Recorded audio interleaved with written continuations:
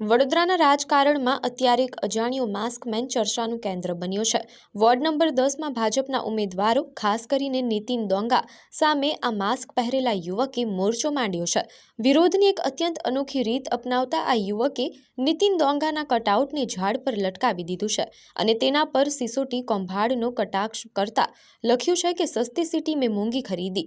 આટલેથી જ ન અટકતા આ માસ્કમેને સોશિયલ મીડિયા પર મામા લો આ સિનેમા જુઓ ના કેપ્શન સાથે એક વિડીયો વાયરલ કર્યો છે, જેમાં તે લાઉડ સ્પીકર લઈને રસ્તાઓ પર નીકળ્યો છે અને લોકોને અપીલ કરી રહ્યો છે કે માત્ર મોદીજીના ચહેરાને જોઈને મતદાન ન કરો, પરંતુ ઉમેદવારની લાયકાત જોઈને મત આપો।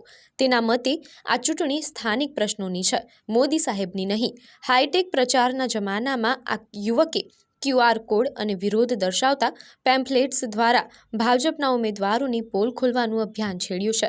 નીતિન ડોંગાના જૂના નિવેદનો અને હિસાબ આપોના નારા સાથેના આ વિરોધે ભાજપના સંગઠનમાં દોડધામ મચાવી દીધી છે। હવે જોવાનું એ રહેશે કે આ માસ્કમેનનો વિરોધ મતદારોના મન પર કેટલી અસર કરે છે। તમામ જનતા તમારા સવારનો માસ્કમેન તમારા માટે તમારા કાર્ય કરવા માટે અહીંયા આવ્યો છું।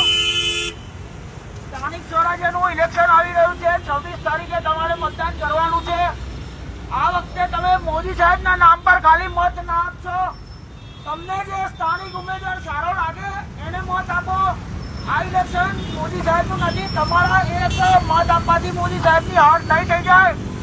આ બે ઉમેદવાર જે ખરાબ આવ્યા છે એને તમારે મત આપવો નહીં। તમારો જો કાયદો માન્યો